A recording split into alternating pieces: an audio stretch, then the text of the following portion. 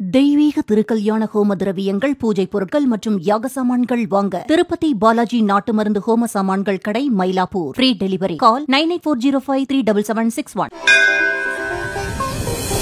அறிவோம் ஆன்மீகம். தெய்வங்களின் நட்சத்திரங்களை அறிவோமா? திருமால் திருவோணம், சிவபெருமான் திருவாதிரை, பார்வதி ஆடிப்பூரம், விநாயகர் ஆவணி விசாகம், முருகன் வைகாசி விசாகம், ஐயப்பன் பங்குனி உத்திரம், ராமர் புனர்பூசம், ஹனுமன் மார்கழி அமாவாசை, பரதன் பூசம், லக்மணன் ஆயில்யம், கிருஷ்ணர் ரோஹிணி, ஆண்டாள் ஆடிப்பூரம், நரசிம்மமூர்த்தி பிரதோஷ நேரம், ஸ்ரீ சரபேஸ்வரர் பிரதோஷ நேரம், நந்தி பங்குனி திருவாதிரை, வீரபத்ரர் மாசி மாத பூச நட்சத்திரம், வாமனர் ஆவணி திருவோணம், கருடன் ஆவணி மாத சுவாதி நட்சத்திரம். இல்லத்தில் இறைவனை வணங்கும் சில வழிமுறைகள்.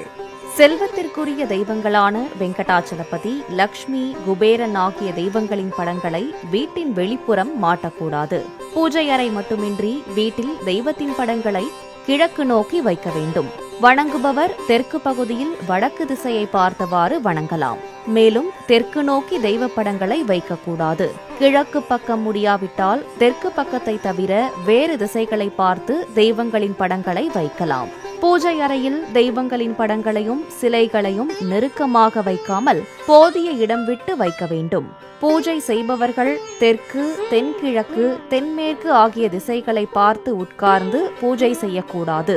நிவேதனம் செய்த தேங்காயை சமையலில் சேர்த்து அந்த உணவை மீண்டும் தெய்வங்களுக்கு நிவேதனம் செய்யக்கூடாது. நிவேதனத்தை பாத்திரங்களில் நேரடியாக படைக்காமல் பாத்திரத்தின் மேல் இலை வைத்து படைக்க வேண்டும். பஞ்சாங்கம் சிறு விளக்கம். பஞ்சாங்கம் என்பது பஞ்ச அங்கங்களை கொண்டதால் இதனை பஞ்சாங்கம் என வடமொழியிலும் ஐந்திரம் என்று தமிழ் மொழியிலும் அழைக்கின்றனர். வாரம், திதி, கரணம், நட்சத்திரம், யோகம் ஆகிய 5 அங்கங்களை கொண்டு இந்து காலக்கணிப்பு முறையின்படி கணக்கிடப்படுகின்ற கால அட்டவணை பஞ்சாங்கம் எனப்படுகிறது. இன்றைய காலகட்டத்தில் பஞ்சாங்கம் சமய சம்பந்தமான விஷயங்களுக்காகவும் ஜோதிட கணிப்புகளுக்காகவுமே பெரிதும் பயன்படுத்தப்படுகின்றது.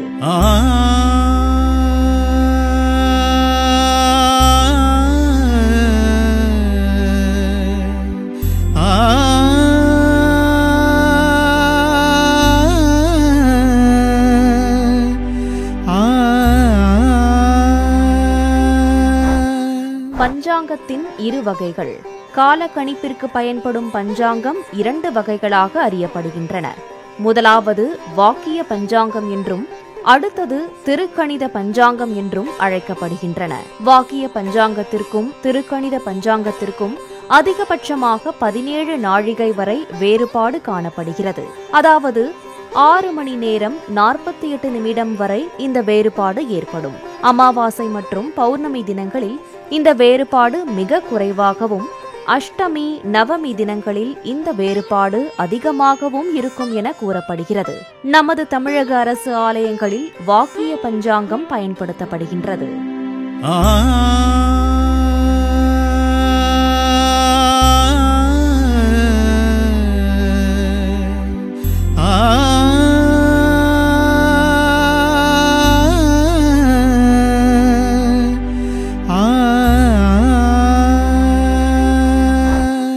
வாக்கிய பஞ்சாங்கம், திருக்கணித பஞ்சாங்கம் வேறுபாடுகள்.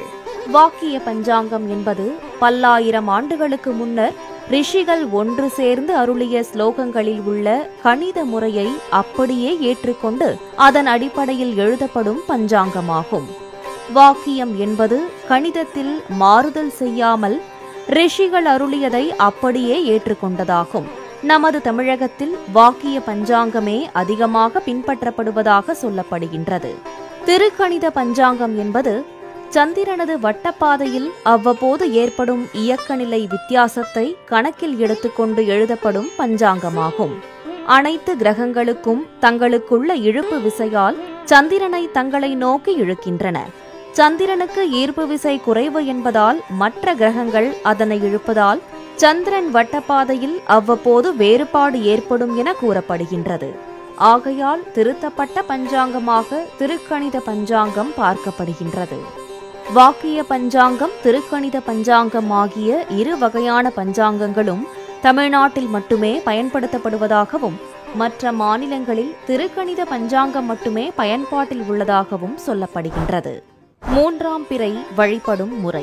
மூன்றாம் பிறை வழிபாடு என்பது நமது பாரம்பரியத்தில் மிக சிறப்பான வழிபாடாக கருதப்படுகின்றது. ஒவ்வொரு அமாவாசைக்கு பிறகு வரும் மூன்றாம் நாள் மூன்றாம் பிறை நாளாகும். அமாவாசைக்கு மறுநாள் நிலவு தெரிவதில்லை. ஆனால் மூன்றாம் நாளான துவிதியை திதியில் தெரியும் நிலவு மிக அழகாக காட்சியளிக்கும். மேலும் மூன்றாம் பிறையானது இரவு வருவதற்கு முன் 6:30 மணி அளவில் தோன்றும் பிறையாகும். இதனை தெய்வீக பிறை என்று கூறுகின்றனர். இந்த மூன்றாம் பிறையை தான் சிவபெருமான் தனது தலையில் சூடியுள்ளதாக கூறப்படுகின்றது. இந்த மூன்றாம் பிறையை தரிசித்தால் சிவபெருமானின் சிரசையே நேரில் தரிசனம் செய்ததாக அர்த்தம் என்பர். மூன்றாம் பிறையை வழிபடும் போது ஒரு தட்டில் பச்சரிசி அல்லது பச்சை நெல் பரப்பி அதன் மேல் காமாட்சி அம்மன் விளக்கு வைத்து நல்லெண்ணெய் ஊற்றி பஞ்சு அல்லது பருத்தி நூல் திரி போட்டு மேற்கு பக்கமாக வைத்து வெளியில் வந்து வழிபாடு செய்ய வேண்டும். அப்போது இரு கைகளை ஏந்தி பிறையை மும்மூர்த்திகளாக பாவித்து நமக்கு வேண்டும் வரத்தை கேட்க வேண்டும். பின்னர் தீபத்தை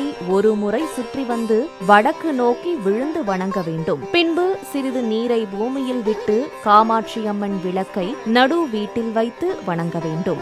இந்த வழிபாடு செய்வதற்கு முன்னர் அன்றைய பொழுதில் யாருக்கேனும் அல்லது எந்த உயிருக்கேனும் உணவு, தண்ணீர் தர்மம் செய்திருக்க வேண்டும். இதுபோல குறைந்தது 3 முறை பிறையை கண்டு வழிபட்டால் கஷ்டங்கள் தீர்ந்து மனதில் அமைதி உண்டாகும். இந்த மூன்றாம் பிறையை தொடர்ந்து ஆயுள் முழுக்க தரிசித்து வந்தால் வாழ்வில் வற்றாத செல்வம் பெற்று நல்வாழ்வு அமையும். சந்திராஷ்டமம் என்றால் என்ன?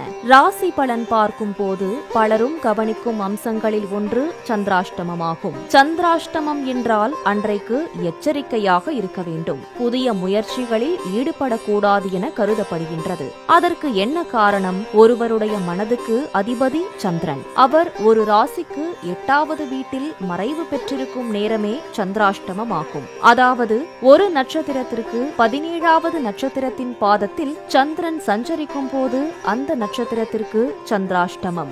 இந்த நேரத்தில் மனதில் தேவையற்ற சஞ்சலங்கள் ஏற்படக்கூடும். மனம் அமைதியின்றி தவிக்கும். எனவே சந்திராஷ்டமம் நாளில் புது முயற்சிகளில் ஈடுபடாமல் வழக்கமான பணிகளிலும் கவனம் செலுத்த வேண்டும் என்கின்றனர். சந்திராஷ்டம நாளில் எந்த ஒரு செயலையும் ஆரம்பிக்கும் முன் குலதெய்வத்தையும் முன்னோர்களையும் இஷ்ட தெய்வத்தையும் வணங்கிவிட்டு தொடங்குவது நலம். இப்படி செய்தால் காரியத்துக்கு எந்த தடையும் வராது.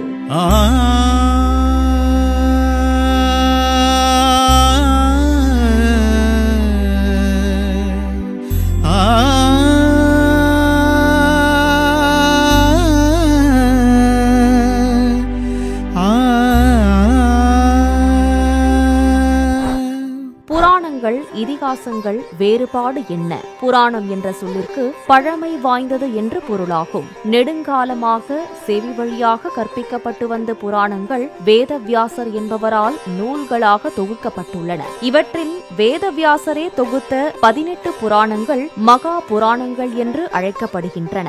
இவையல்லாத உப புராணங்கள் உள்ளன. இப்புராணங்களில் வேதத்தில் கூறப்பட்டுள்ளவைகளின் சாரங்கள் கதைகளின் வடிவில் ஸ்லோகங்களாக இயற்றப்பட்டுள்ளன. இதிகாசம் என்பது கடவுள், அவரது அவதாரம் அல்லது பெரும் வீரர்கள் நிகழ்த்திய அரும்பெரும் வீரச் செயல்களையும் நீதி நெறிகளையும் விவரிப்பதாகும். இதிஹாச என்பதற்கு உண்மையில் இப்படி இருந்தது என்று பொருள். நமது தேசத்தில் ராமாயணமும் மகாபாரதமும் இதிகாசங்கள் என்றழைக்கப்படுகின்றன. மகா புராணங்கள் என்றழைக்கப்படும் 14 புராணங்கள் யாவை? வேதவியாசரால் தொகுக்கப்பட்ட மகா புராணங்கள் 18ம் 14 புராணங்கள் என போற்றப்படுகின்றன. அவைகள் பிரம்ம புராணம், பத்ம புராணம், விஷ்ணு புராணம், சிவபுராணம், பாகவத புராணம், நாரத புராணம், மார்க்கண்டேய புராணம், அக்னி புராணம், பவிசிய புராணம், பிரம்ம வைவர்த்த புராணம், லிங்க புராணம், வராக புராணம், கந்த புராணம், வாமன புராணம், கூர்ம புராணம், மச்ச புராணம், கருட புராணம் மற்றும் பிரம்மாண்ட புராணம் ஆகிய 18 புராணங்களும் மகா புராணங்கள் என்று அழைக்கப்படுகின்றன. உப புராணங்கள். உப புராணங்கள் 18ம் மகா புராணங்களை விட சிறியதாகவும் காலத்தால் பிற்பட்டதாகவும் இருக்கும் என்கின்றனர். உப புராணங்கள் 18: சூரிய புராணம், விநாயக புராணம், காளிகா புராணம், கல்கி புராணம், சனத்குமார புராணம், நரசிங்க புராணம், துர்வாச புராணம், வசிட்ட புராணம், பார்கவ புராணம், கபில புராணம், பராசர புராணம், சாம்ப புராணம், நந்தி புராணம், பிரிகதர்ம புராணம், பராண புராணம், பசுபதி புராணம், மாணவ புராணம், முத்கலா புராணம் ஆகிய 18 புராணங்களும் உப புராணங்கள் என்று அழைக்கப்படுகின்றன. ஹிந்து மதம் கூறும் வாழ்வின் 4 இலக்குகள் என்ன? நமது ஹிந்து மதத்தில் ஒருவரது வாழ்வில் 4 இலக்குகள் மிக முக்கியமானதாக கருதப்படுகின்றது. அவை அறம், பொருள், இன்பம் மற்றும் வீடு பேறு ஆகும். இளமை காலத்தில் பொருள் மற்றும் இன்பத்தின் மீது நாட்டம் கொண்டாலும் அவை நல்வழியிலேயே இருக்க வேண்டும் என சாஸ்திரங்களில் சொல்லப்பட்டுள்ளது. பின்னர் மனம் முதிர்வடைந்தவுடன் தங்களது தேடுதல்களை அறம் சார்ந்து முறைப்படுத்த வேண்டும் என கூறப்படுகின்றது. அதன் பின்னர் வாழ்வின் அனைத்து நிலைகளையும் கடந்து நிலையான நிம்மதியை தரும் முக்தி எனப்படும் வீடு பேரை நோக்கி கடைசி இலக்கு இருக்க வேண்டும் என கூறுவர். இந்த 4 இலக்குகளில் அறம் மற்றும் வீடு ஆகியவற்றை கரைகளாகவும், இன்பம், பொருள் ஆகியவற்றை கரைகளுக்கு இடையே ஓடும் ஆறு எனவும் சாஸ்திரங்கள் கூறுகின்றன.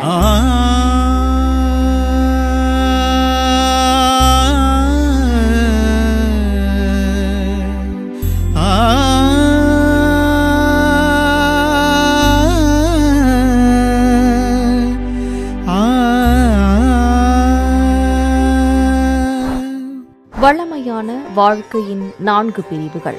வழக்கமான வாழ்க்கை முறைகளை பற்றி சாஸ்திரங்களில் 4 வகைகள் சொல்லப்பட்டிருக்கின்றன. அவற்றை பிரம்மச்சரியம், கிரகசுதம், வனப்பிரசுதம் மற்றும் சந்நியாசம் என 4 நிலைகளாக கூறுவர். இதில் பிரம்மச்சரியம் என்பது வாழ்வின் முதல் நிலையாகும். பெற்றோர்களுக்கும் ஆசிரியர்களுக்கும் கட்டுப்பட்டு அவர்களுக்கு பணிவிடை செய்து வாழும் காலமாகும். கிரகசுதம் என்பது இல்லறம் என்பர். பிரம்மச்சரிய நிலையை கடந்து ஒரு பெண்ணை திருமணம் செய்து நல்வழியில் பொருள் ஈட்டி ஆன்மீக வழியில் வாழ்க்கையை நடத்துவதாகும். வனப்பிரசூதம் என்பது மனித வாழ்வின் 3ஆம் நிலையாகும். இல்லற வாழ்க்கையின் கடமைகளை முழுமையாக முடித்த பின் தனது மனைவியுடன் காட்டிற்கு சென்று தவ வாழ்வினை மேற்கொள்ளும் நிலையாகும். இது 60 வயதிற்கு மேல் 75 வயதுக்கு உட்பட்ட காலமாகும். சந்நியாசம் அல்லது துறவரம் என்பது வாழ்வின் 4ஆம் நிலையாகும். பந்த பாசங்களில் இருந்து விடுபட்டு தன்னை வருத்தி துறவரம் மேற்கொள்ளும் காலமாகும். தான் அறிந்த உண்மைகளையும் நீதிகளையும் மக்களுக்கு கூறி அவ்வழியில் மக்களை ஈடுபடச் செய்யும் முற்றும் துறந்த நிலையே சந்நியாசமாகும். இது 75 வயதிற்கு மேற்பட்ட காலம் என்று கூறுவர்.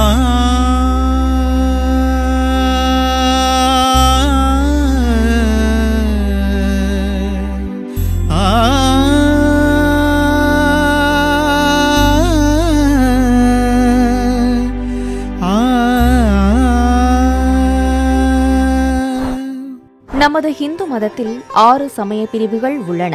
அவை சைவம், வைணவம், சாக்தம், காணாபத்தியம், கௌமாரம் மற்றும் சௌரம் என 6 பிரிவுகளாக வகைப்படுத்தப்பட்டுள்ளன. சைவம் என்பது சிவபெருமானை முழுமுதற் கடவுளாக கொண்ட சமயமாகும். வைணவம் என்பது திருமாலை முழுமுதற் கடவுளாக கொண்ட சமயமாகும். சாக்தம் என்பது உமையை முழுமுதற் கடவுளாக கொண்ட சமயமாகும். காணாபத்தியம் என்பது கணபதியை முழுமுதற் கடவுளாக கொண்ட சமயமாகும்.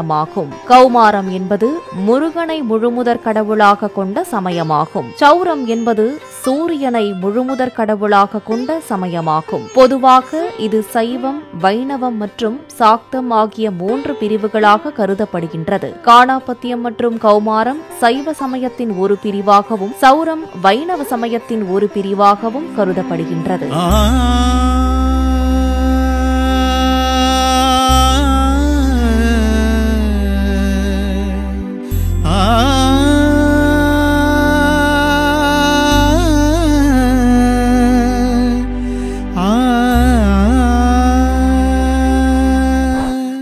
அரம்பயர்கள் எனப்படும் அப்சரஸ்கள். அரம்பயர்கள் எனப்படுபவர்கள் தெய்வீக ஆற்றல் கொண்ட அழகான தேவ கன்னிகள் என சாஸ்திரங்கள் கூறுகின்றன. உமையம்மைக்கு துணையாக இருக்கும் தோழிகளாக இவர்கள் கருதப்படுகின்றனர். சிறப்பாக நடனமாடும் இவர்கள் கந்தர்வர்களின் மனைவிகளாக அறியப்படுகின்றனர். இவர்கள் கடவுளர்கள் வீற்றிருக்கும் சபையில் தங்களது கணவர்களின் இசைக்கேற்ப நடனமாடுவர் என சொல்லப்படுகின்றது. ரம்பை, ஊர்வசி, மேனகை, திலோத்தமை, சிறுகத்தலை, சிகத்தலை, சகசந்திசை, பிரமலோக சக்தி, அணுமுலோசை, கிருதாசி, விசுவாசி, உருபசி மற்றும் பூர்வ சித்தி ஆகியோர் புகழ்பெற்ற சில அறம்பெயர்கள் ஆவார்கள். கற்பக விருட்சம் என்பது தேவலோகத்தில் உள்ள மரமாகும். கல்பதரு, கல்ப விருட்சம் எனவும் அழைக்கப்படும் இந்த அதிசய மரம் பார்க்கடலை கடைந்த போது கிடைத்ததாக கருதப்படுகின்றது. இந்த மரத்தடியில் நின்று கொண்டு என்ன வேண்டும் என கேட்டாலும் அது உடனே கிடைக்கும் என சொல்லப்படுகின்றது. இம்மரத்தினுள் உள்ள தேவி ஸ்வர்ணவர்ஷினி என அழைக்கப்படுகின்றார். புராணங்களில் கற்பக மரத்தை பற்றி மிகவும் சிறப்பாக சொல்லப்பட்டுள்ளது. சிவபெருமானின் இருப்பிடமான கைலாயத்தில் உள்ள தோட்டத்திற்கு கல்பகா என பெயருள்ளது குறிப்பிடத்தக்கது. மேலும் திருமங்கையாழ்வார் அவர்கள் இமாலயத்தில் திருமாலின் இருப்பிடமான பத்ரியை பற்றி விவரிக்கும் போது கற்பக விருட்ச மரத்தையும் பற்றி கூறியுள்ளார். சிவாலயங்களில் கல்ப விருட்ச வாகனம் மிக பிரபலம். சில பெருமாள் ஆலயங்களிலும் இந்த வாகனத்தை காணலாம்.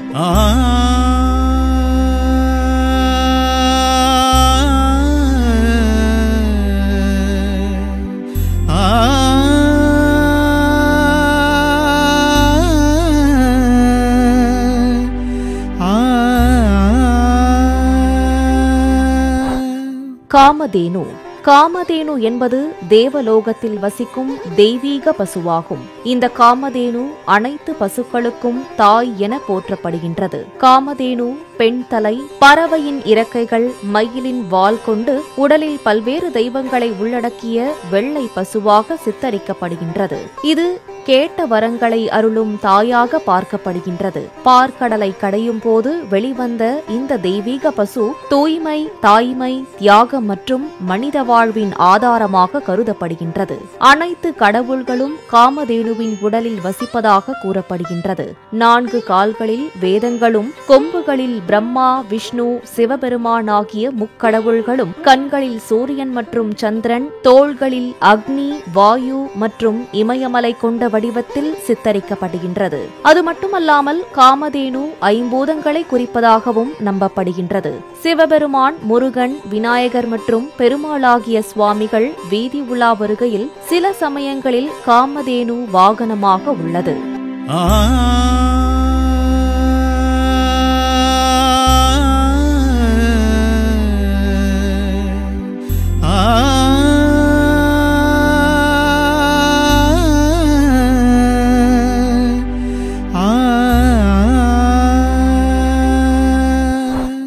பாரிஜாத மலர். பாரிஜாத மலர் தேவலோகத்தை சேர்ந்த அபூர்வ மலராக புராணங்கள் குறிப்பிடுகின்றன.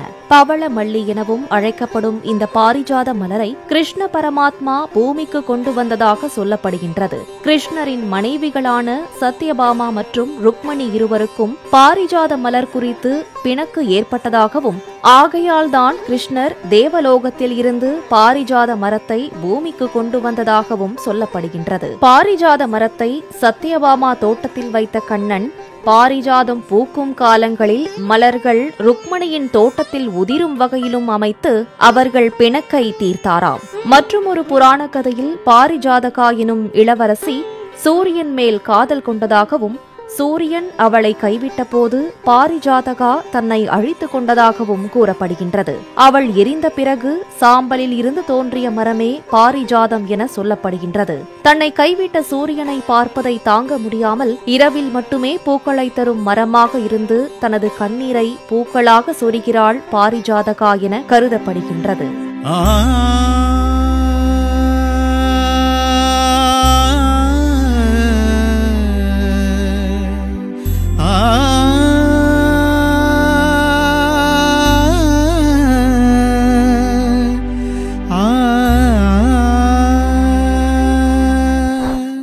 பகவத்கீதையை பற்றி நாம் அனைவரும் அறிவோம். குருக்ஷேத்திர போரின் போது அர்ஜுனனுக்கு கண்ணபிரான் வழங்கிய போதனைகளே கீதை என்று போற்றப்படுகின்றது. ஆனால் உங்களுக்கு உத்தவ கீதை பற்றி தெரியுமா? கிருஷ்ண அவதாரம் முடியும் தருவாயில் கண்ணபிரானின் பக்தரும் அமைச்சரும் சிற்றப்பா மகனுமாகிய உத்தவர் என்பவர் தன்னையும் வைகுண்டத்தில் சேர்த்து கொள்ளும்படி கிருஷ்ணரிடம் வேண்டுதல் வைத்தாராம்.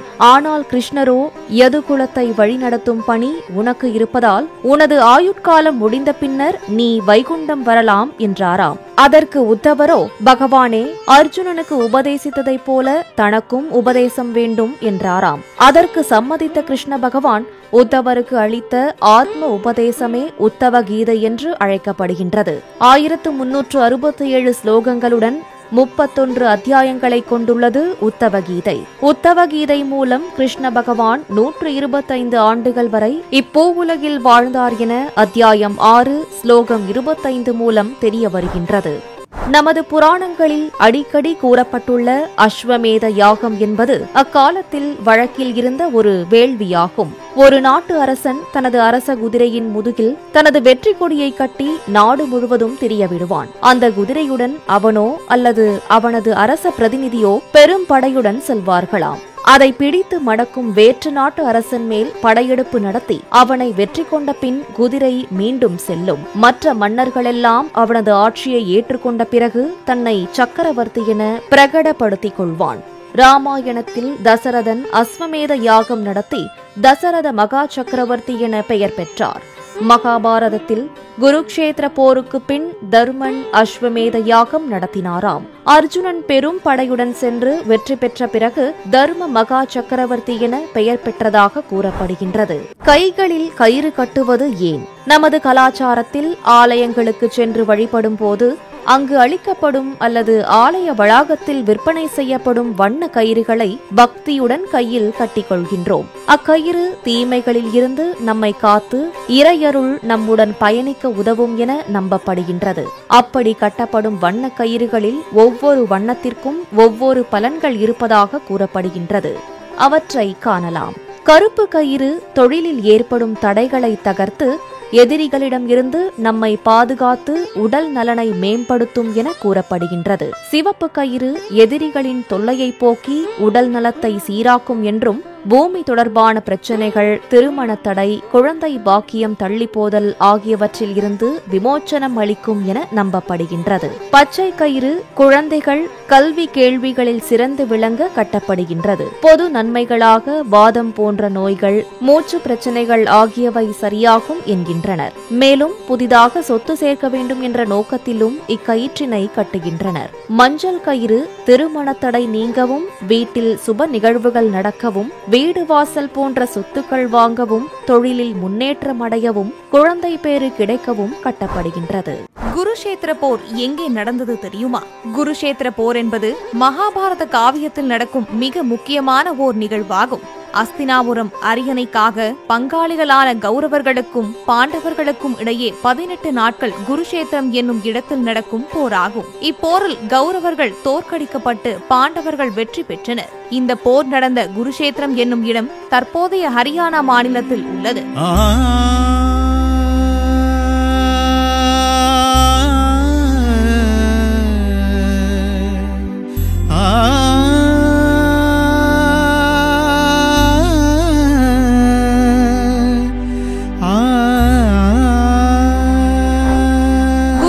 போரின் விதிமுறைகள் என்னென்ன?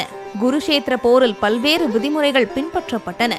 ஆயுதம் இல்லாத வீரன் மீண்டும் ஆயுதம் ஏந்தும் வரை அவனை எதிர்த்து போரிடக்கூடாது. போரில் காயம்பட்டு போர்க்களத்திலிருந்து வெளியேறிய வீரனை தாக்கக்கூடாது. மேலும் காயமடைந்த வீரனை காக்கும் போர் வீரனையும் எதிர்த்து போரிடக்கூடாது. போரிடாத வீரனை தாக்கக்கூடாது. கதிரவன் உதயத்திலிருந்து மறையும் வரை மட்டுமே போரிட வேண்டும். கதிரவன் மறைந்த பின்னர் போரிடக்கூடாது. போரில் சரணடைந்தவர்களை கொல்லாமல் போரில் வென்றவர்கள் காக்க வேண்டும். காலாட்படை வீரர்களுடன் மட்டுமே போரிட வேண்டும். அதுபோல குதிரைப்படை, யானைப்படை, தேர்ப்படை வீரர்கள் தத்தமது தகுதிக்குரிய வீரர்களுடன் மட்டுமே போரிட வேண்டும். திருநங்கைகளுடன் போரிடக்கூடாது. மகாரதர்கள் மகாரதர்களுடனும் அதிரதர்களுடனும் மட்டுமே போரிட வேண்டும். போரின் இரவு வேளைகளில் இரு அணிப்படையினர் ஒருவரை ஒருவர் சந்திக்க விரும்பினால் சந்திக்கலாம். பீஷ்மர் வகுத்த இந்த போர் விதிகளை கௌரவ படையினரும் பாண்டவ படையினரும் ஏற்றுக்கொண்டனர். ஆனால் இப்போர் விதிகளை அபிமன்யுவின் வீர மரணத்திற்கு பின் இரு அணியினரும் கடைபிடிக்கவில்லை என கூறப்படுகின்றது. குருஷேத்திர போரில் அமைக்கப்பட்ட வியூகங்கள். கௌரவர்களுக்கும் பாண்டவர்களுக்குமான குருஷேத்திர போரில் தங்கள் படைகளை காக்கவும் எதிரி படைகளை தாக்கி அழிக்கவும் இரு தரப்பினரும் பல்வேறு படை அமைப்புகளை, அதாவது வியூகங்களை கையாண்டனர். அந்த வியூகங்கள் சிலவற்றை காணலாம். நாரை வியூகம், முதலை வியூகம், ஆமை வியூகம், திரிசூலம் வியூகம், சக்கர வியூகம், பத்ம வியூகம், கருட வியூகம், கடல் அலை வியூகம், வான்மண்டல வியூகம், வஜ்ராயுத வியூகம், வண்டி வியூகம், அரசு வியூகம், தேவ வியூகம், ஊசி வியூகம், வளைந்த கொம்பு வியூகம், பிறை சந்திர வடிவ வியூகம் மற்றும் பூமாலை வடிவ வியூகம், இப்படி எண்ணற்ற வியூகங்கள் அமைத்து இரு தரப்பினரும் போரிட்டனர்.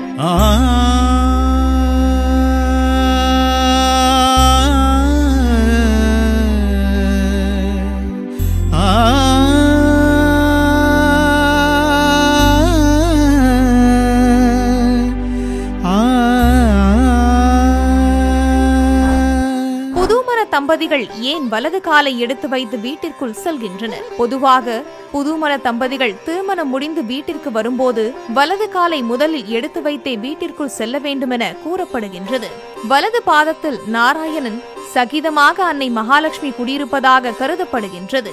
ஆகையால் தான் வலது காலை எடுத்து வைத்தே உள்ளே வா என்று அழைக்கின்றனர். நிறைந்து நிற்கும் நெல்வயல், சுத்தமான மாட்டுத் தொழுவம், நீர் நிறைத்த ஆறு, குளங்கள், மகிழ்ச்சியான வீடு என இயற்கை அழகு கொஞ்சும் இடங்கள் எல்லாம் அன்னை மகாலட்சுமி வசிப்பதாக சொல்லப்படுகின்றது. அதே போல வலது பாதத்தில் லட்சுமி தாயும் நாராயண சுவாமியும் வசிப்பதாக நம்பப்படுகின்றது.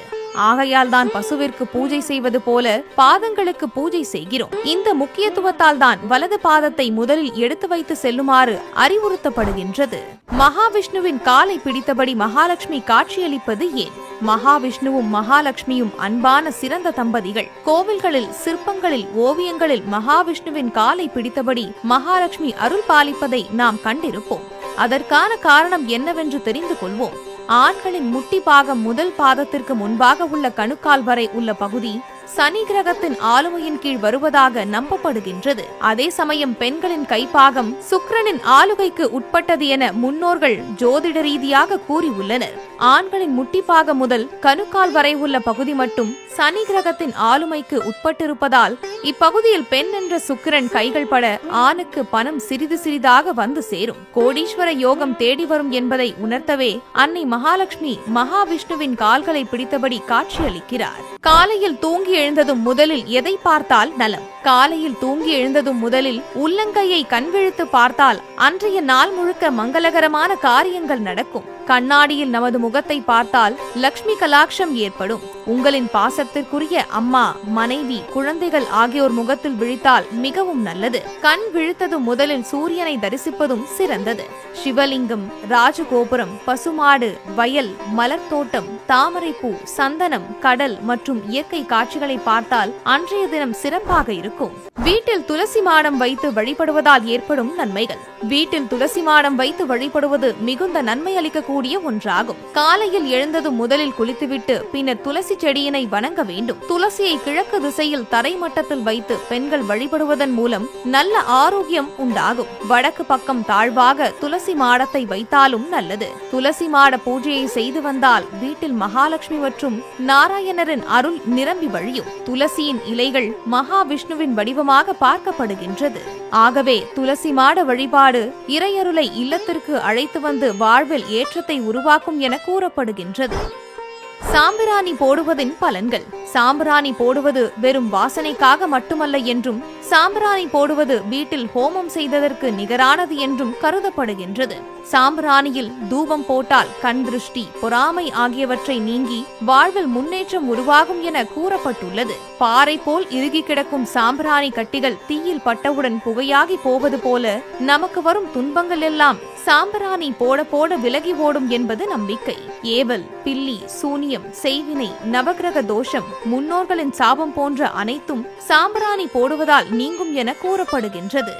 வாரத்தில் இருமுறை வீட்டில் சாம்பிராணி போடுவதால் தீய சக்திகள், எதிர்மறை எண்ணங்கள் மறைந்து நேர்மறை சக்திகளின் பலம் கூடும் என கருதப்படுகின்றது.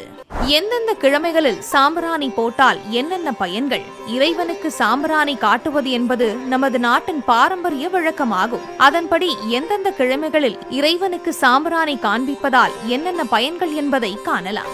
ஞாயிற்றுக்கிழமை சாம்பிராணி காண்பித்தால் ஆத்மபலம், சகல செல்வாக்கும் ஏற்படும். புகழ் உயரும், ஈஸ்வர அருள் கிடைக்கும். திங்கட்கிழமை சாம்பிராணி காண்பித்தால் தேக, மன ஆரோக்கியம், மன அமைதி ஏற்படும். அம்பாள் அருள் கிட்டும். செவ்வாய்க்கிழமை சாம்பிராணி காண்பித்தால் காண்பித்தால் எதிரிகளின் போட்டி, பொறாமை, தீய எதிர்மறை எண்ணங்கள், திருஷ்டி ஆகியவை நீங்கும். மேலும் முருகன் அருள் கிட்டும். புதன்கிழமை சாம்பிராணி காண்பித்தால் நம்பிக்கை துரோகம், சூழ்ச்சி ஆகியவை நீங்க நல்ல சிந்தனை, வியாபார வெற்றி, சுதர்சனரின் அருள் ஆகியவை கிடைக்கும். வியாழக்கிழமை சாம்பிராணி காண்பித்தால் சகலவிதமான சுக பலன்கள், பெரியோர்களின் ஆசி கிடைத்து சித்தர்களின் அருளால் வாழ்வில் முன்னேற்றம் ஏற்படும்.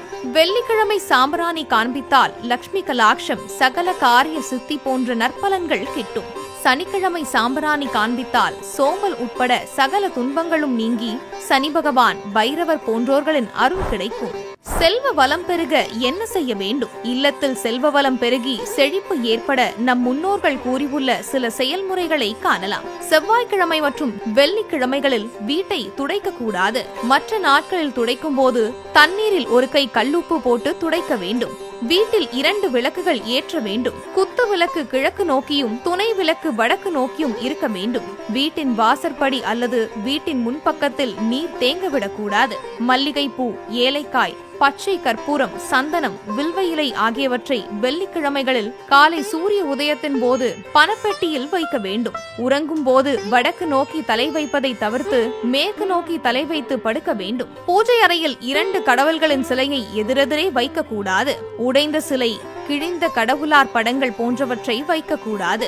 தெற்கு திசையில் கடிகாரத்தை கதவுகளுக்கு மேலே வீட்டின் சுவற்றில் மாட்டக்கூடாது. கடிகாரத்தை கிழக்கு, மேற்கு அல்லது வடக்கு திசையில் வைக்க வேண்டும். வீட்டில் 3 நாட்களுக்கு மேல் குப்பையை சேர்த்து வைக்க கூடாது. ஒரே ஆடையை அடிக்கடி அணிவதும், உடுத்திய ஆடையை வீட்டின் கதவுகளில் தொங்க விடுவதும் கூடாது. லட்சுமி தேவியின் அடையாளங்களான பால், தேன், தாமரை, தானிய கதிர் ஆகியவை வீட்டில் எப்போதும் இருக்க வேண்டும். குறிப்பாக நாணயங்களை வெள்ளி கிண்ணத்தில் வைக்க வேண்டும். இவற்றை நாம் முறையாக கடைபிடித்தால் இல்லத்தில் செல்வ வளம் பெருகும் என்பது நம்பிக்கை. அறிவோம் ஆன்மீகம். தெய்வீக திருக்கல்யாண ஹோம திரவியங்கள், பூஜை பொருட்கள் மற்றும் யாக சாமான்கள் வாங்க திருப்பதி பாலாஜி நாட்டு மருந்து ஹோம சாமான்கள் கடை, மயிலாப்பூர். Free delivery. கால் 9840537761.